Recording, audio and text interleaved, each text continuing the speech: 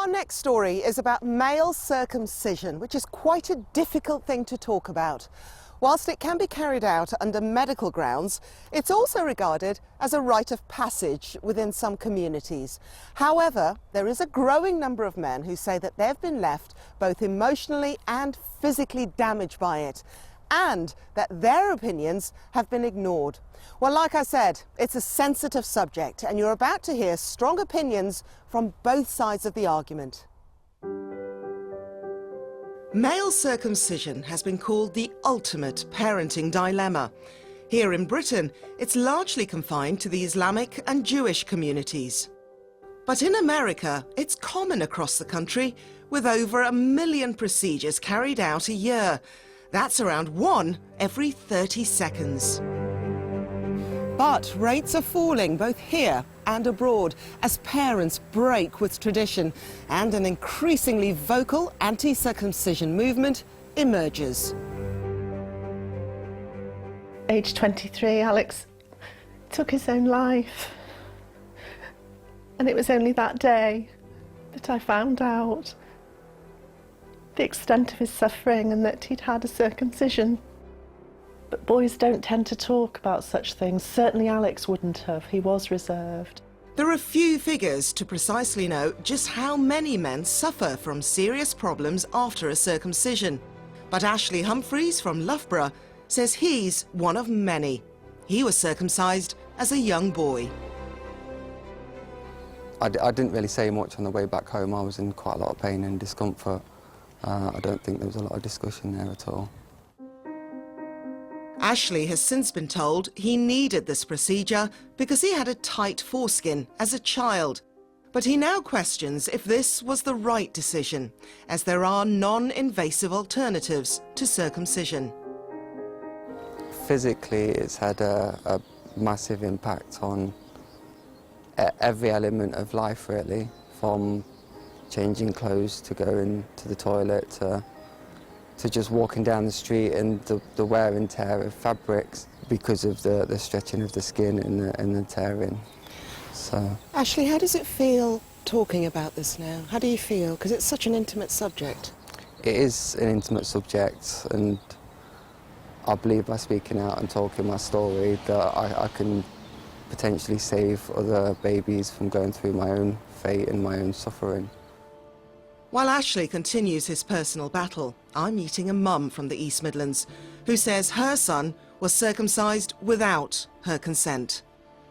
The procedure was carried out whilst her child was in the care of his Muslim grandmother. She's agreed to speak to me, but doesn't want to show her face. Just tell me what happened. So basically, I left my son in the care of his paternal family and the grandparents. It was supposed to be an Eid celebration, and basically they took him and got him circumcised without my knowledge and consent at a doctor's surgery. How did that make you feel? Angry. I felt like I'd let my son down because I trusted them. Even more so when he came back and he, you know, I could see he was suffering. It was quite difficult. There are millions of men who are circumcised around the world. Your son has had the procedure. How do you feel about that? To be honest, upon looking into it and trying to help my son, I do believe there's thousands of parents out there that have subject the child to this and are watching the child suffer and are probably playing it down a little bit through guilt and through pride and family respect and culture and whatever reason. I genuinely do believe that my son's not an isolated incident. Children have suffered. While two members of the family were arrested on suspicion of grievous bodily harm, both were released without charge. And the doctor who carried out the procedure wasn't prosecuted. Now, according to figures from the World Health Organization, 30% of the global male population has been circumcised, of which 68% are Muslim. So why is this so important to this faith? Dr. Musharraf Hussain al-Ashari is a prominent member of the Muslim community in Nottingham, and his sons have all been circumcised. So, Doctor, why is circumcision so important to Islam?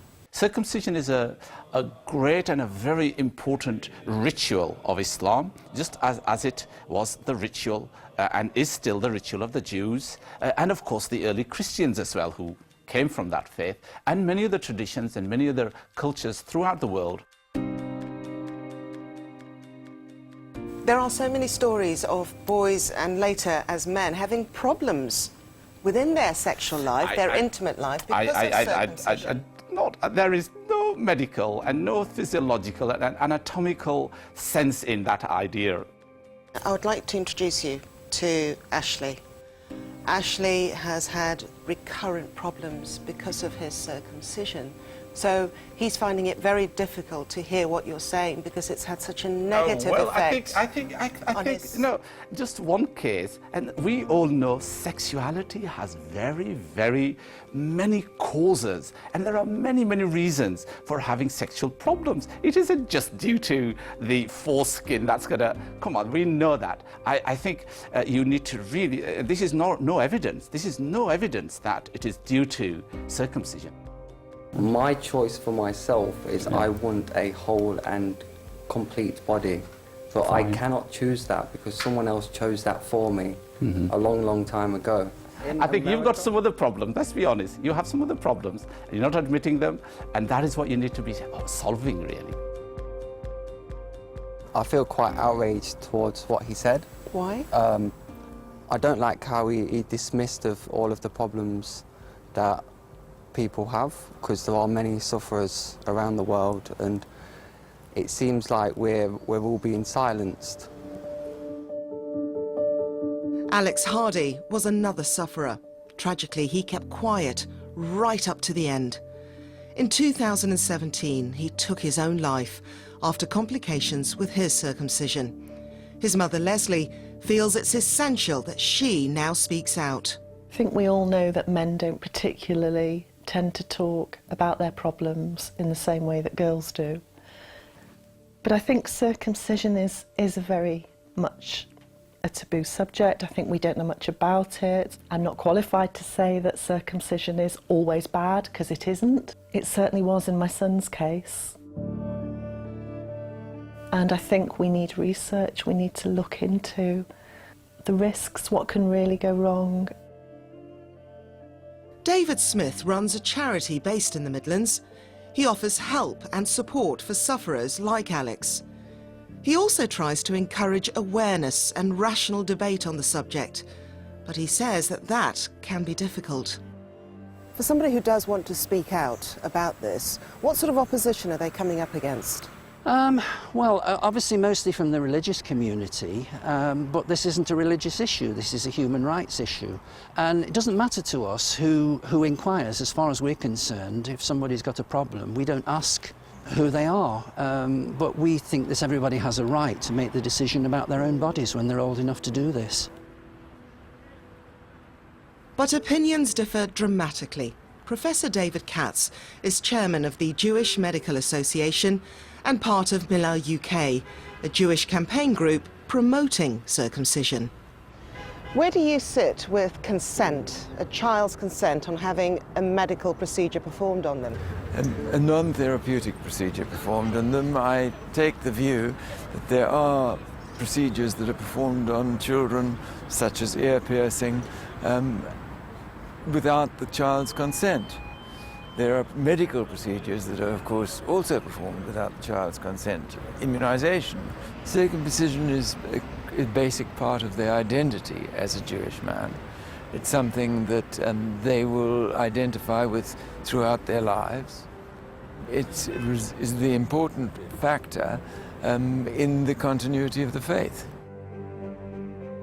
While there's no doubt circumcision is an important rite of passage for millions of boys around the world and remains a common medical procedure, there are now a growing number of people beginning to speak out about the potential problems it can cause. I now know that Alex isn't the only young man to have actually taken his own life following a circumcision that has left him in such pain. I'm in a better position than I was a year ago. A year ago, like I said, I was quite suicidal, and I need to be strong for myself and all the others out there who haven't spoken out or don't realise or are not brave enough yet.